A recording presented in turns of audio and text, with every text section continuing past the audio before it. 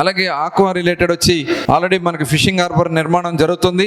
దాంతో పాటు అక్కడే ఒక క్లస్టర్ డెవలప్మెంట్ ప్రోగ్రామ్ కింద సెంట్రల్ గవర్నమెంట్ ఆఫ్ ఇండియాలో మాక్సిమం మనం ఒక 200 కోట్ల వరకు దాన్ని తీసుకురావడానికి అవకాశం ఉన్నాయి. ఎందుకంటే ఇవాళ మనకి ప్రభుత్వంలో బీజేపీ కూడా కేంద్రం కూడా మన సహకారం ఉంది కాబట్టి డెఫినెట్ గా ఇక్కడ ఉన్నటువంటి మన బీజేపీ నాయకులు జనసేన అందరం కలిసి వెళ్ళి డెఫినెట్ గా కేంద్ర ప్రభుత్వం నుంచి ఈ రెండు, ఒకటి గోల్డ్ కవరింగ్ సంబంధించినటువంటి క్లస్టర్, ఒకటి ఏదైతే ఫిషరీకి సంబంధించి, ఎందుకంటే లైవ్లీహుడ్ కోసం పోర్ట్ వస్తుంది కాబట్టి ఆల్టర్నేట్ లైవ్లీహుడ్ కోసం ఈ కార్యక్రమం చేయడానికి అవకాశం ఉంది. దాన్ని కూడా ప్రపోజల్స్ తయారు చేసి పంపించడం జరుగుతుంది. అలాగే బోట్ మేకింగ్ ఇవాళ చాలా డిమాండ్ ఉంది ప్రపంచంలో. ఇవాళ ఎట్లాగో మనం ఇక్కడ ఎంఎస్ఎంఈ పార్క్ పెడుతున్నామో అక్కడే ఈ కార్యక్రమాన్ని కూడా చేయడానికి మరి ఆలోచన చేస్తున్నాం.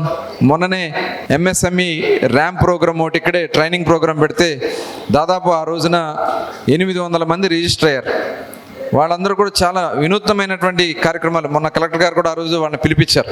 ఏదైతే గుర్రపు డెక్క ఉంటుందో గుర్రపు డెక్క నుంచి నారులాగా తీసి వాళ్ళు కొన్ని బుట్టలు కానీ ఇలాంటి ఐటమ్స్ తయారు చేస్తున్నారు. అలాంటి ఇన్నోవేటివ్గా మనం చేయడానికి కూడా ఆలోచన చేస్తా ఉన్నాం. అలాగే మన మచిలీపట్నం పోర్టు కూడా శరవేగంతో పనులు జరుగుతున్నాయి. ముఖ్యమంత్రి గారు కూడా మొన్న వచ్చి విజిట్ చేసి వెళ్ళారు. త్వరలోనే ఆయన ఒక మీటింగ్ పెడతానని చెప్పి వాళ్ళతో ఒక రివ్యూ మీటింగ్ పెట్టుకుంటున్నారు.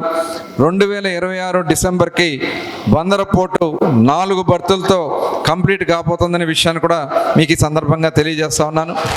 ముఖ్యంగా అతి ముఖ్యమైనది ఇప్పుడు కొన్ని ఇన్ఫ్రాస్ట్రక్చర్ కార్యక్రమాలకు కూడా మనం శ్రీకారం చుడతా ఉన్నాం. ఆ ఇన్ఫ్రాస్ట్రక్చర్కి మనకి ఏదైతే ఇవాళ మచిలీపట్నం రేపల్ల రైల్వే లైన్, దీన్ని కూడా మొన్న గౌరవ ఎంపీ గారు బాలశౌరి గారు, అలాగే నేను కూడా ఢిల్లీ వెళ్ళి రైల్వే మినిస్టర్ గారిని కలిస్తే బాపట్ల వరకు నెక్స్ట్ చూద్దాం, ముందు రేపల్లి కనెక్ట్ చేద్దామని చెప్పి దానికి సంబంధించి ఒక డిపిఆర్కి ప్రపోజల్ తయారు చేయమని వారు కేంద్ర ప్రభుత్వం ఆదేశించింది. కాబట్టి మచిలీపట్నం రేపల్లె రైలు మార్గం ఇవాళ గతంలో మన పోరాట ఫలితంగానే మచిలీపట్నం రేపల్లెకి పులిగడ్డ పెనుముడి వారధి వచ్చింది. మళ్ళీ త్వరలోనే మచిలీపట్నం రేపల్లె రైలు మార్గం కూడా అయితే ఒక అద్భుతంగా మన పట్టణం డెవలప్ అవడానికి అవకాశం వస్తుంది. అదేవిధంగా వాటర్ వేస్ కూడా మన ముఖ్యమంత్రి గారు చెప్పడం జరిగింది. నెక్స్ట్ అతి ముఖ్యమైనది ఇన్లాండ్ వాటర్ వేస్. ఇవాళ పోర్టు దగ్గర వరకు వస్తుంది. పోర్టు దగ్గర నుంచి ఇన్లాండ్ వాటర్ వేస్ కూడా డెవలప్ చేద్దామని, దానికి ఏదైతే పోర్ట్ నుంచి గిలకలదిండికి కరగ్రహారం మీదుగా ఒక స్ట్రెచ్ తవ్వగలిగితే అక్కడి నుంచి ఇన్లాండ్ వాటర్ వేస్ నడిపించగలిగితే డైరెక్ట్గా అమరావతికి ఇక్కడి నుంచి మరి నీటి రవాణా ద్వారా వెళ్ళే అవకాశం వస్తుంది. మొన్న ముఖ్యమంత్రి గారు కూడా ఒక ప్రపోజల్స్ తయారు చేస్తున్నాం.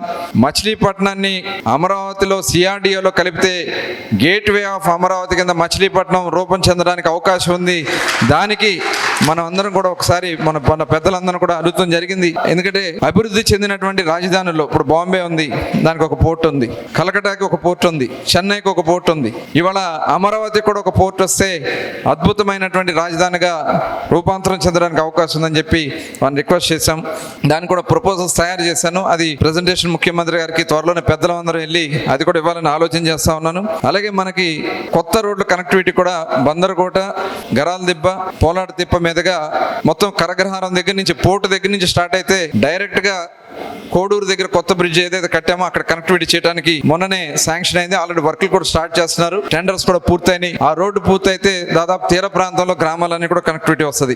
అలాగే మోడీ దగ్గర ఒక బ్రిడ్జ్ కూడా శాంక్షన్ చేయించాం. అది కూడా త్వరలో పనులు ఆల్రెడీ టెండర్లు కూడా పూర్తయినాయి. పనులు కూడా స్టార్ట్ చేయడానికి మెటీరియల్ అన్ని కూడా వాళ్ళు పంపించడం కూడా జరిగింది.